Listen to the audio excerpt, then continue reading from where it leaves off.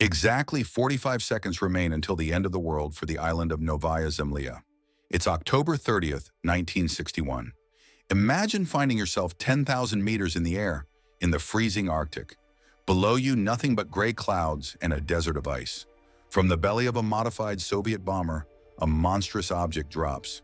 It's a steel cylinder, 8 meters long, weighing 27 tons.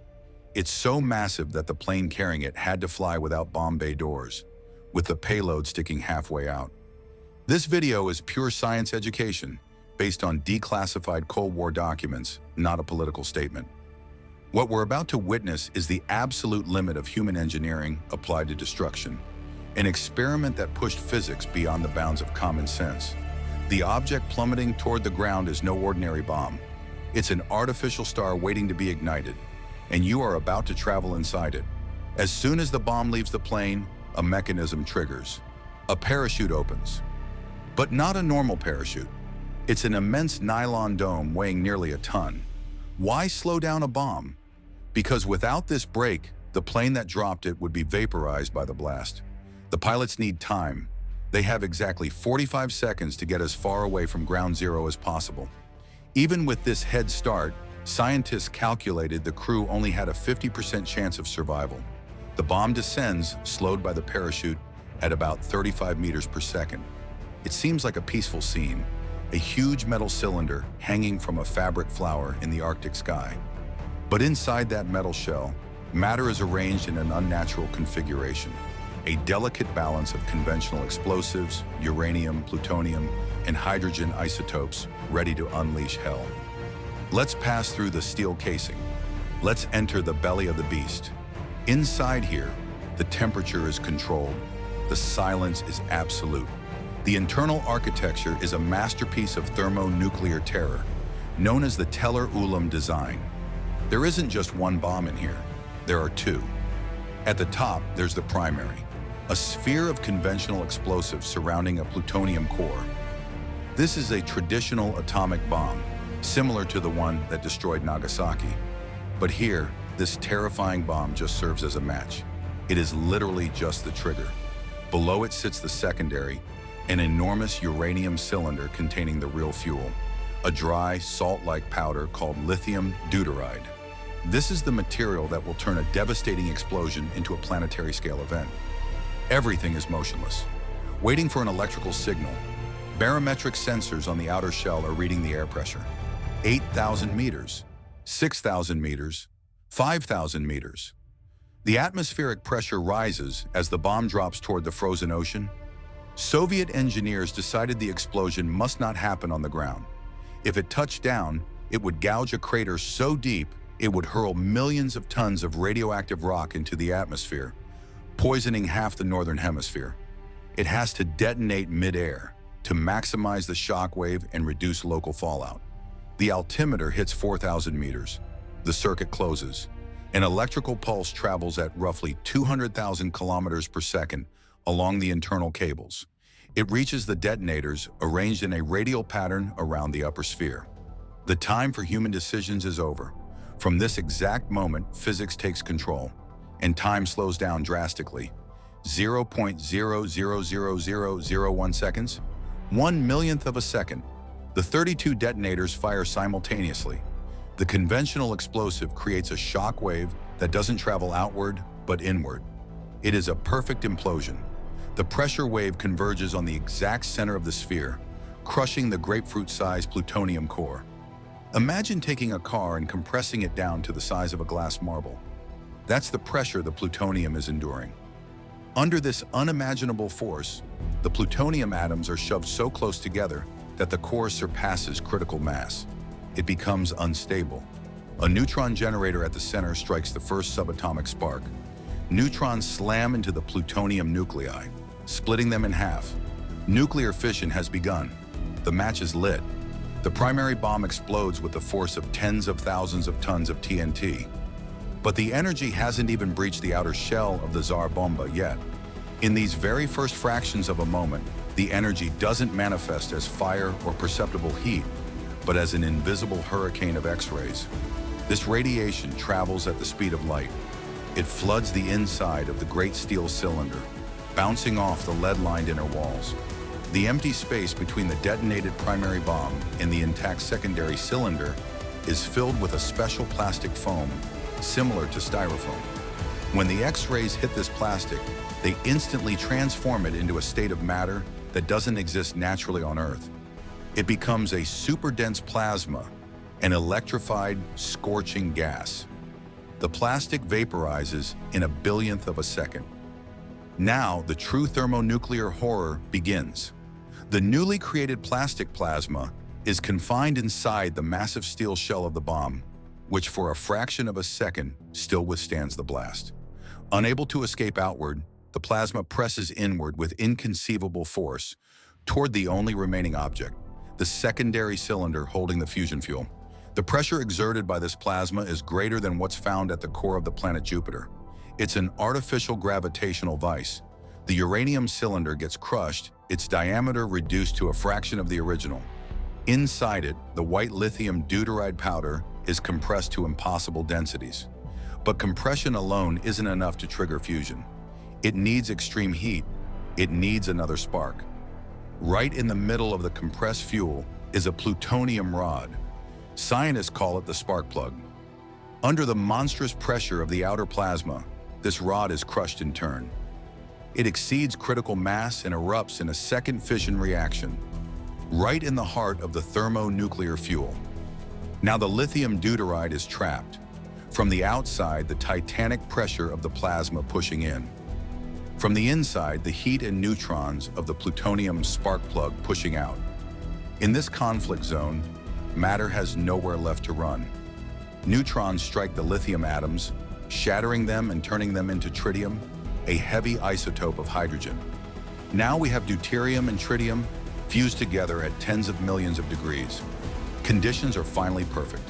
The star is ready to be born. We are mere millionths of a second, microseconds, from the moment of ignition. The deuterium and tritium nuclei, driven by heat exceeding that of the center of the sun, overcome the electromagnetic repulsion that would normally keep them apart. They collide, they fuse, they become a single helium atom.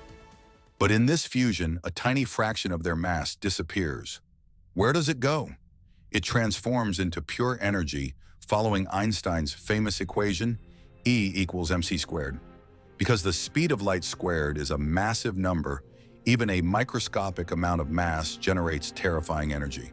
And we aren't talking about a few atoms here. We are talking about trillions upon trillions of atoms fusing in the same instant. The energy released in this microsecond is equal to about 1% of the energy emitted by the entire sun. Up to this moment, everything has happened inside the steel shell of the bomb. From the outside, an observer still wouldn't see a thing.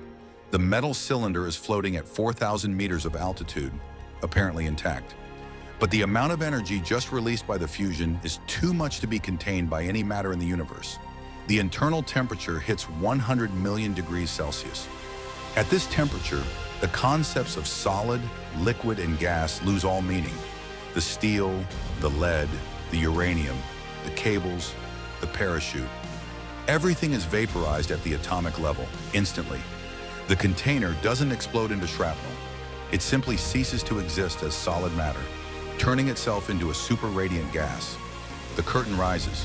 The thermonuclear energy is free to pour into the Earth's atmosphere. The fireball is born. It isn't a chemical fire, like burning wood. It's a sphere of plasma and radiation expanding at a terrifying speed, devouring the cold Arctic air. In a fraction of a second, this sphere reaches a diameter of 8 kilometers. 8 kilometers of pure stellar hell suspended in the sky. Imagine a sphere of light so huge that, if placed over a city like New York or London, it would cover the entire downtown area from edge to edge. And it isn't just glowing. It is literally burning the oxygen and nitrogen of the atmosphere around it. Even though the bomb was detonated at an altitude of 4,000 meters, the fireball grows so large that its bottom touches the frozen ground, while its top brushes the stratosphere. Even before the physical shockwave moves, the light travels. The thermal flash of the Tsar Bomba is something our brains struggle to comprehend. The light energy emitted is so intense that 100 kilometers away from ground zero, The heat is enough to cause third-degree burns on exposed human skin. 100 kilometers. That's roughly the distance between New York and Philadelphia. If you were at that distance looking toward the blast, the flash would instantly burn your retinas, blinding you. On the island of Novaya Zemlya, beneath the fireball, mountains of solid rock don't just shatter, they melt. Millennia-old ice evaporates before it even has time to turn into water. The Earth's surface is vitrified, turned into a radioactive mirror. After the light comes the thunder, but calling it thunder is an understatement. The lightning-fast expansion of the fireball shoves the surrounding air away so violently that it creates a solid wall of atmospheric pressure. This is the shock wave. It travels at supersonic speeds, crushing everything in its path. 50 kilometers away, the pressure is still enough to level any reinforced concrete building, turning bricks into fine dust. An abandoned village, built 55 kilometers from ground zero to measure the damage, is literally wiped off the map. Wooden houses are vaporized, brick ones disintegrated. Even 900 kilometers away, the shock wave still has the power to shatter window panes in Norway and Finland. The air itself has become a blunt weapon. As the shock wave sweeps the Earth, the fireball begins to rise. Like a plasma hot air balloon, being far hotter and lighter than the surrounding air, it gets pushed upward. As it climbs, it sucks up dust, molten earth, and debris from the ground, creating the stem of the infamous mushroom cloud. The updraft is a tornado of fire tens of kilometers wide. The Tsar Bomba's mushroom cloud doesn't stop in the troposphere, where commercial airliners fly. It punches through it with laughable ease. It keeps rising into the stratosphere, and it doesn't stop there either. It reaches the mesosphere, hitting an altitude of 67 kilometers, which is nearly 8 times higher than Mount Everest. The cap of the mushroom cloud spreads to cover an area 95 kilometers in diameter. It is a temporary scar in our planet's atmosphere.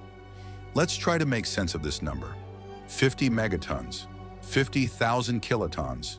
The Hiroshima bomb was 15 kilotons. The Tsar Bomba released in an instant an energy equal to 3,300 Hiroshima bombs. Imagine taking all the explosives used during the entire Second World War. All the bombings on London, Berlin, Tokyo, all the mines, all the artillery shells, all the aircraft bombs. Now multiply all that energy by 10. There you've reached the power of this single bomb. It's a level of destruction the human mind didn't evolve to comprehend. Soviet physicists, led by Andrei Sakharov, had originally designed the bomb to be 100 megatons. They halved it at the last moment. Why? Because a 100 megaton bomb would have caused radioactive fallout that would have poisoned the entire Soviet Union. The blast is over, but the Earth is still trembling. The atmospheric shock wave is so massive that it doesn't stop after destroying the surrounding islands. It keeps traveling. Barographs around the world, from New Zealand to South America, register an anomalous spike in pressure. The shock wave travels around the entire globe, and it doesn't do it just once. The wave circles the planet, returns to its point of origin, and sets off again. It circles the Earth 3 times before fully dissipating. The explosion was so powerful that it generated a seismic wave equal to a magnitude 5 earthquake, even though the bomb detonated in the air and not underground. For several minutes, radio communications all across the Arctic were cut off due to the immense ionization of the atmosphere. The whole planet felt the blow. The Tsar Bomba had no practical military purpose. It was too heavy to be carried by a ballistic missile, too bulky to be used in a real war. It was pure propaganda, a show of force in an era when humanity was playing dice with its own extinction. But it left a legacy. It proved there is no theoretical limit to the power of a thermonuclear weapon. You can add stage upon stage, creating 1,000 megaton bombs capable of setting entire continents on fire. After this test, the superpowers realized they were building weapons too large for the planet itself. A few years later, they signed the first treaties to ban atmospheric nuclear testing. Science is made of data, not opinions. To dive deeper, check the sources in the description. This is Unseenium, and this was the physics of the apocalypse. Subscribe to keep exploring the incredible architecture of reality.